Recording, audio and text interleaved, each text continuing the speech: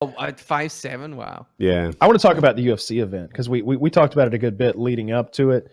I thought it was a good show, right? John Jones, greatest of all time, cemented in there in my opinion. Definitely greatest cheater of all time because he had a couple of cheap shots in that fight.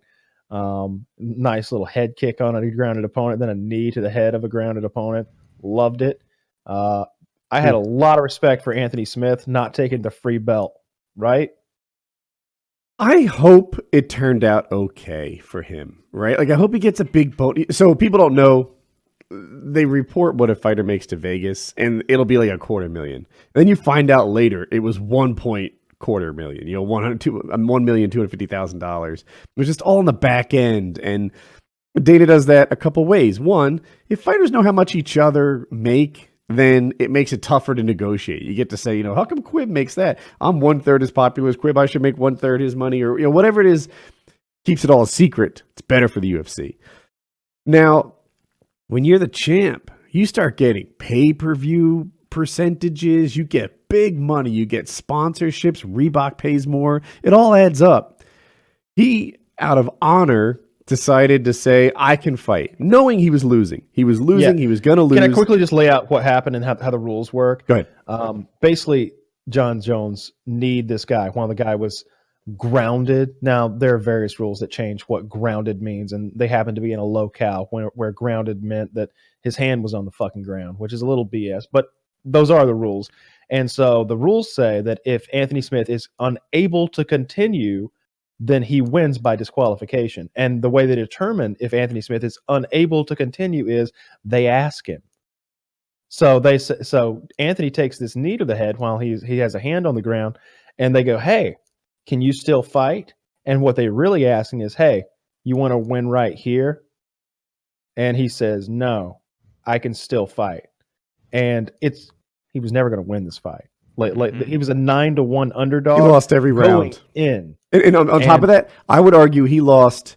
If it's a 25-minute fight and went to the decision, I bet he lost maybe more than 24 and a half of those minutes. Yeah, and it was a downward slope. It wasn't like it started out and he was getting pummeled, and then by round 2, he wasn't getting pummeled quite as hard, and then by every round, he was getting beaten worse. Every round, John was getting more confident, and he was going from kicks to punches. And he had gotten to punches and wrestling by the time this had happened.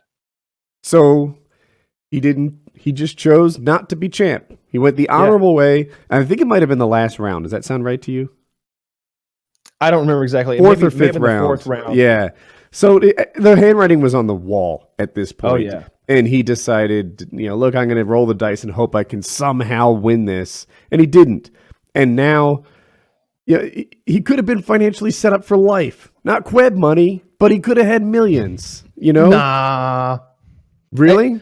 I'm not an expert on that sort of thing, but at the time, in the heat of the moment, and I was writing to my friends, I was like, he just literally said no to at least $150,000. Oh, you're wrong. No, he would have had a cut of the pay-per-view for the John Jones Smith rematch if he was the guy coming in with the belt. It could have been $7 million or $3 million or something like that. Yeah. Well, it would have to do good numbers. You know, this one only did 500,000 buys. You don't think the rematch for this one would? I think this one only did 500,000. I think that if he took that belt, the John Jones, like, I don't know what to call it, revenge promo would have brought this to be a big event. Not for me. I wouldn't watch the rematch. I'd be like, oh yeah, John Jones is going to go back and beat this guy up again. Oh, this time would he abuse him? How much would he make him pay? What would he have done to this guy? Because he did that to him. I think it'd be a grudge. I'm saying grudge wrong. No, I'm saying it right. It'd be a grudge match. And I wanted to call it a grunge match, and I couldn't get away from it. But it would have been a grudge match. It would, like the hype around it, to see how Jones reclaims this belt. It would have been. I think that he gave up millions, and I hope that something good happens. I don't know how the structuring. It seems like it's very by the seat of Dana White's pants a lot of the times. I don't know if it's guaranteed that, like, oh, you're the champion and you're going to be fighting on a pay-per-view card, then you guaranteed get 4 points on the back end. I think it's more like a negotiated thing where, like, oh, you're Demetrius Johnson and you're fighting on the card, you get 1 point. Oh, you're Conor McGregor and you're the champion on it, you get 10 points. There's outliers, like you're saying, right? DJ, Yeah. for example, took a big cash thing and never got any pay-per-view points. But I remember hearing Dana White talk just recently about interim titles. And the guy saying, people on the internet are acting like internet titles are crap. I'm saying internet. I mean, interim titles are crap. But interim titles are not crap. You get the Reebok champion money. You get the pay-per-view points. You get all the same like financial bonuses that I guess we'll call it the real belt gets. Yeah. So yeah, he would have walked in there with the pay-per-view, and He said no to a lot of money. He did. Like Life-changing. A lot of money, especially for him. So very honorable what he did. And while I mean, he clearly got his ass kicked, and he's never going to be the champion at that weight class because he's never going to close that gap between himself and John Jones. That ain't never happening. Like it's never gonna. He's never going to close that gap. They could fight that fight every fucking 4 months for the rest of their professional careers, and John would just get better at beating him faster. Hypothetical situation. They stop letting John Jones test positive for steroids twice before the fight. Like, well, he happened doesn't again. test positive for steroids. You know, he tests positive for whatever the steroid metabolites. Okay. Old metabolites, right? They It's not like stop he's- letting John test positive for steroid residue Well, in then he his would blood. be able to fight. Or maybe it goes up or something. But they say, you know what? For fuck's sake. They just were to change the entire structure But- of the UFC. If they gave Anthony a hammer, all right, now hear me out. No. So there's a sizable amount of people like me that think that he's microdosing or doing something that's causing these turinabol metabolites to keep reappearing in his blood. If they stop giving him these passes, John Jones isn't champ. If John Jones isn't champ at 205, could be Anthony Smith. You know, that's never going to happen. Who would it be you then? know. Oh, well, I mean, what you just said's never going to happen. You know, oh, John Jones will always be on steroids. No, they'll never like. I mean, if they catch him microdosing, like you said, that would be a thing. But I don't think he is microdosing. It just seems like. I mean, the scientists that the UFC chooses to believe say he's not. So I'm going to go with that. But I thought it was a pretty good card. It was the whole Lawler thing and Ben Askren situation was very odd. I will say this: Lawler looked like a fucking killer. Right? Mm-hmm. Like forget about the decision and like the bad reffing and whether the arm was limp or the thumb went up. Like that's all irrelevant to me. Lawler looked amazing, and I think that spells good things for Lawler's future going forward. Like this doesn't diminish his career at all. Like you said the other day, but we'll look back and it'll be an L. Dana will look back and he knows what it was. He knows that Robbie Lawler is a fucking killer who will fight anybody on any notice and will probably win.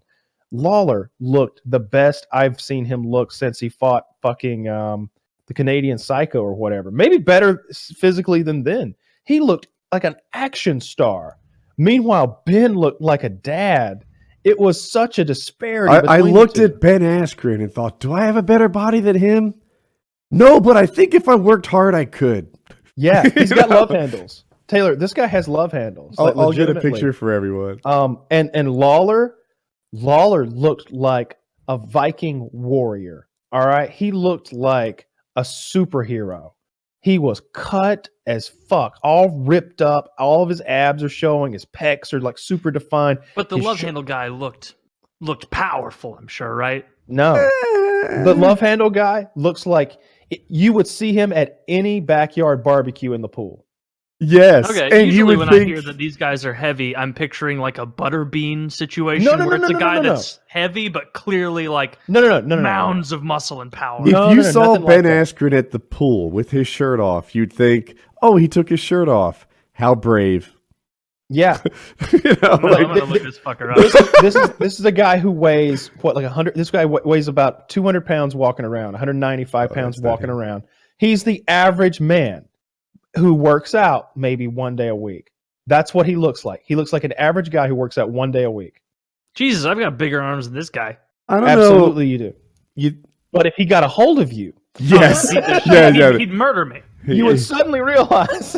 Yeah, I'd suddenly realize, oh, he's much more powerful. He's gonna beat my ass. He's incredible. It was a very fun fight to watch. I wish, and I'm not sure what I believe about the choke. You know, like I've heard a lot of opinions about what happened. Essentially, what happened is, Robbie came in and he was beating the fuck out of Ben. He picked Ben up and dumped him right on his goddamn head. Ben gets him in a choke called a bulldog choke, which is kind of like a bully playground kind of maneuver. Like a headlock from the side, kind of. Yeah, and that choke can choke someone unconscious, especially with a guy like Ben putting it on you. And the ref says, "Hey, show me something." And he lifts the Robbie Lawler's hand up and he drops it and it falls limp. But then Robbie kind of gives a thumbs up. But it wasn't the thumbs up. Like, remember, it was Terminator brief. 2? It was brief. And in Terminator 2, when Arnold Schwarzenegger is going down into the molten steel and he's just holding it solid, he's giving it to you, right? Mm-hmm. You didn't get that one. You didn't get the one that I feel like if a referee asked me to show him something and I really wanted to stay, I'd be like, fuck yeah, yeah, oh yeah. Even if you can't talk, like don't, because but ref saw the arm go limp. Robbie's choking the fuck out of him. You have it backwards. And I'm sorry, Ben's choking the fuck out of him, and the ref says, "All right, that's it, fight, get off of him." And Robbie Lawler immediately stands up and goes, "Well, the fuck, man? Why'd fine. you stop it? I'm fine." And there's a lot of ways to look at that reaction. Like maybe he was unconscious. But was it like 2 seconds from him being not fine? It could have been that he was unconscious, and then for a split second, and that was enough to get that arm to drop like that.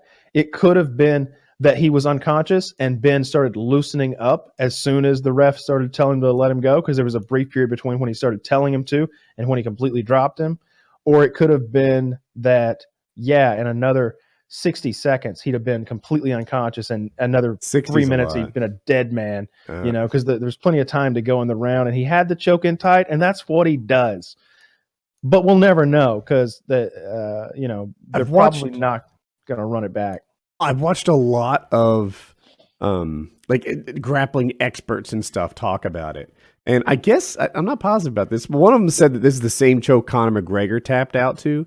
And they're like, it wasn't under the chin. He pussied out, whatever. And they're like, it doesn't have to be. He was done. It can choke you. Even if it's not under the chin, you're done. And guys like Khabib, guys like Ben Askren are the best at putting this squeeze on. And like Kyle said, it could very well be that he was out. And then the ref, to break it up, he kind of patted Ben Askren on the chest and said break it up. So it was really 4 seconds later that Robbie Lawler complained, stood up and fussed. So he could have really got his wits about him in those 4 seconds, maybe. Yeah. But the experts were saying, dude, the Ben Askren won, and you shouldn't diminish his victory because of that. Yeah. And if you look at it that way, goddamn, has Ben Askren impressive. I'll tell you one thing, no matter what you think about the choke and the call, he weathered a storm that very few men on the fucking planet could weather. All right? Robbie Lawler, who looks like a goddamn killer, beat the fucking shit out of him. Now, it wasn't a long time. It was maybe 15 seconds of beating, but it was the most it was like that scene in It's Always Sunny in Philadelphia. You ever been in a storm, Wally? Not a thunderstorm, but a storm of fists pounding on your chest. Just feels like you can't even breathe. That's what it was like when Robbie Lawler started beating on Ben Askren. And then he picks his ass up about 5.5, 6 feet up in the air, step ladder height, a height where everyone agrees you can die from falling from, and drops him straight on his fucking head. And Ben gets up and chokes the guy unconscious and gets the win with a face that looks like he just got into a goddamn car accident. It was impressive. So what happened was Ben went for a takedown or something. He actually never got hit on his feet, Ben Askren. He was going for a takedown. Instead of getting the takedown, Robbie picks him up and drops him. And when they're on the ground, they're in this position where their bodies almost form a T. But Ben Askren's arm is behind his own back, and Robbie Lawler's holding his arm with one hand, so his wrist is pinned behind his back, and beating him in the face with the other. And he managed to just do that for a little while until Ben Askren was all bloodied and baited and such. And then he might have hit him with a knee while they were standing, a legal knee. As a fan, it was a moment that you rarely get in UFC fights, like where like it's like that movie thing where like the guy's losing, win, and you're like, wow, yeah, wow, because like I was as low as I could get because I wanted Askren to win. I really did. I was pumped for him and his debut, and I felt like it looked bad if he this pumped up guy loses his first one in, even though it is Lawler, even though it is a killer, and if he wins, it's so much better. Like before the fight, I was like, if you're gonna be a bad motherfucker, you gotta beat a bad motherfucker. You can't be like, well, I can beat this guy and that guy, but don't make me fight that guy. No, they're saying you are the baddest of motherfuckers, so beat a bad motherfucker. And to see him like getting his ass kicked, and I was just like, I stopped even looking at Discord. I didn't want to see what my friends were saying. I was just like, I don't even want to fucking read this shit. And then Askren gets the win like 30 seconds later, and I'm just like, yes, yes, yes. Oh my god. And Chiz is, of course, a little upset because he bet on all the underdogs on the card in some sort of parlay bet. So I felt bad for Chiz, but I felt great for Ben. When I watch UFC fights, I put my imaginary self in the position of those fighters. Like, all right, Woody against Lawler.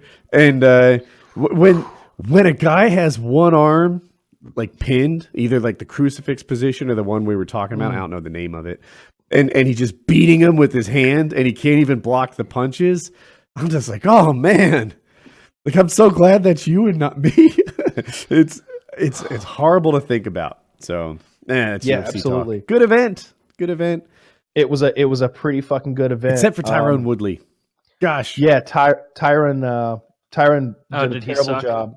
He lost his belt to a guy named Usman, the African guy, and I don't know. He looked flat. He looked like he didn't want to commit. Like I don't know what happened to him. It looked like he didn't take his vitamins that night or something like that. Like needed some caffeine. Ben Askren said this. He said one of Tyron Woodley's flaws is he's always waiting for the perfect punch, the perfect opportunity, the perfect thing that he can execute on. So he just spent 25 minutes waiting for a chance. And during that 25 minutes, he got his ass beat. I literally saw him explode like maybe twice, where he threw a couple of big overhands and like stepped in. It happened like twice. And I was just like, you should be doing that You should be doing that every 30 seconds, Tyron. Listen to us. Yeah. Listen to me, the white guy over the internet watching the pay-per-view. But he got his ass kicked and lost his belt. And I'll tell you what, if John Jones lost his belt, he's secure as fuck. He's getting that rematch, and even if he loses, he's getting another big fight, another pay-per-view, and another, and he'll have to lose 4 in a row before things start looking scary. They don't like Tyron over there. He is not a company man, okay? Tyron could be in one fighting championship by the summer. He could be over there with fucking Sage Northcutt, fucking wearing a completely different uniform, because Dana does not like that motherfucker at all. It's clear. The primary thing he does wrong is he turns down fights. So they'll be like, Woodley, we want to see you fight Hector Lombard. This is a real example. Because they're both like jacked as fuck black guys the same size. It'd be real interesting to see like what happens when this unstoppable force and immovable object go at it. He's like, no, I don't think that fight would be good for my career. He's sort of next in line for a title fight, but the champ is hurt or something. So they're like, hey, can you take this fight? No, I'm going to sit on my ass and wait for the title fight because it's safer. He gets these title fights. Does he put on exciting fights? No. Boring. He just puts on the most boring fucking hate Tyron Woodley fights ever. The whole way complaining that the reason that people don't like him is that he's black. That's not it. And he's turning down fights, turning down timing of fights. Yeah, it's not they'll be like, Woodley, we want you to fight this guy. Yeah. They're like, Woodley, we want you to fight this guy. He's like, no, I'm hurt. All right, Woodley, we want you to fight this guy. Feeling better. Now he's, Tyron. So, I said it a few months, maybe a month and a half ago. We were talking about how much I hated Tyron and went over all this. And I was like, yeah, I can't wait till somebody arises to beat the fuck out of that man. And somebody did. And they did it in a very embarrassing fashion. They out-wrestled him. He out-wrestled him. He outstruck him. He outworked him. And he beat him. And it was a great thing to see. I was very happy.